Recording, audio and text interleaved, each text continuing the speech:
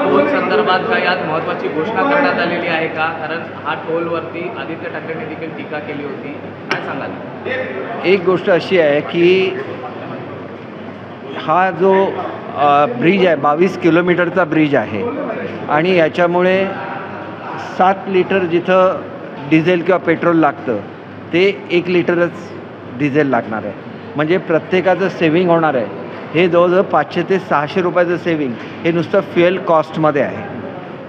जो प्रस्ताव असतो तो आम्ही त्याच्यासाठी लोन घेतलेला आहे.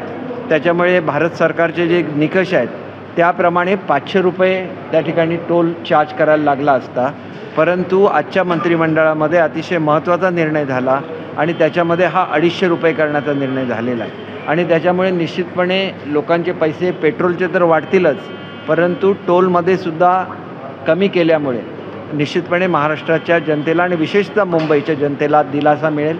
आणि मुंबईची जी ग्रोथ थांबलेली होती, आज मुंबईची ग्रोथ करायची असेल तर थेट उपनगरांच्या बाहेर जाऊन ही ग्रोथ होते.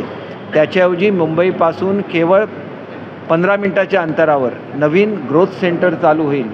आणि हे जे ग्रोथ सेंटर आहे, आपलं जे टार्गेट आहे की 1 मिलियनचं टार्गेट, 1 बिलियनचं टार्गेट हे महाराष्ट्राने पूर्ण करायचं आहे.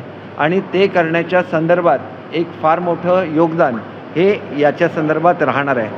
दुसरा दिलासा जो दिलेला आहे हा सरकारी नोकरांना दिलेला आहे की 2005च्या संदर्भात, हा अर्थात शिक्षकांच्या संदर्भात वेगळा निर्णय होणार आहे, परंतु 2005च्या पूर्वी ज्यांच्या जाहिराती लागलेल्या आहेत अशांनासुद्धा जुन्या पेन्शनचा लाभ देण्याचा निर्णय झालेला आहे.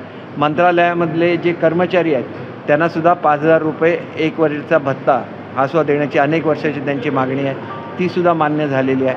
अनेक चांगले निर्णय झालेत, पण मलासुद्धा आता निघायचं आहे आणि त्याच्यामुळे फ्लाईट पकडायची असल्यामुळे 26 आपल्याला डिपार्टमेंटच्या वतीने सगळी आकडेवारी दिली जाईल.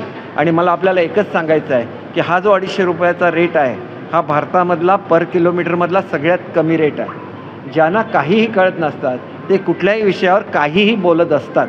आणि याची नोंद महाराष्ट्राच्या जनतेने अवश्य घेतली पाहिजे की अशा रीतीने कुठलंही कॅल्क्युलेशन न करता, सरकारच्या हिताचा कुठलाही विचार न करता, केवळ प्रसिद्धीसाठी आणि राजकारणासाठी महाराष्ट्राला जे पाठीमागे ढकलत असतील अशा लोकांच्या स्टेटमेंटवर उत्तर देण्याची सुद्धा माझी स्वतःची इच्छा नाही, एवढं मी तुम्हाला निश्चितपणे सांगू.